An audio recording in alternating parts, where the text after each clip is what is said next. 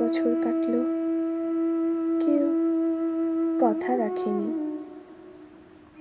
ছেলেবেলায় এক বষ্টমী তার আগমনী গান হঠাৎ থামিয়ে বলেছিল, শুক্লা দ্বাদশীর দিন অন্তরাটুকু শুনিয়ে যাবে।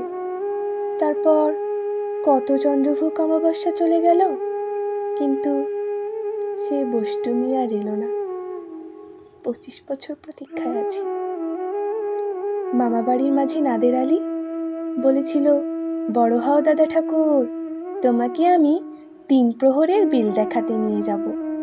সেখানে পদ্ম ফুলের মাথায় সাপ আর ভ্রমর খেলা করে। নাদের আলী, আমি আর কত বড় হব?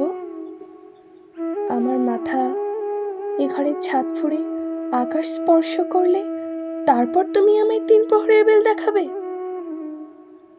একটাও রয়্যাল গুলি কিনতে পারিনি কখনো। লাঠি লজেন্স দেখিয়ে দেখিয়ে চুষেছে লস্কর বাড়ির ছেলেরা। ভিখারির মতন চৌধুরীদের গেটে দাঁড়িয়ে দেখেছি ভিতরে রাস উৎসব।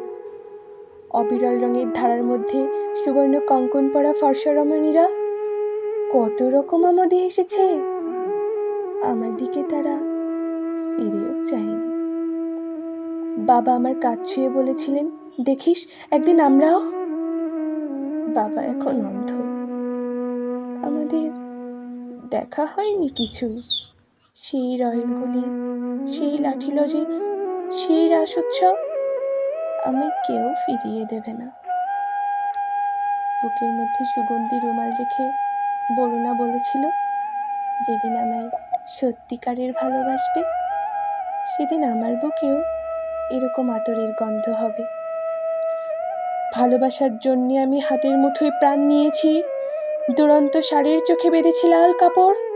বিশ্ব সংসার তন্ন তন্ন করে খুঁজে এনেছি 108টা নীলপদ্ম।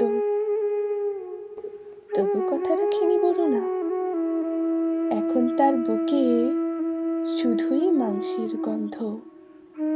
এখনো সে যে কোনো নারী। কেউ কথা রাখেনি। 33 বছর কাটলো, কেউ কথা রাখেনি। কেউ কথা রাখে না, কেউ কথা রাখে না।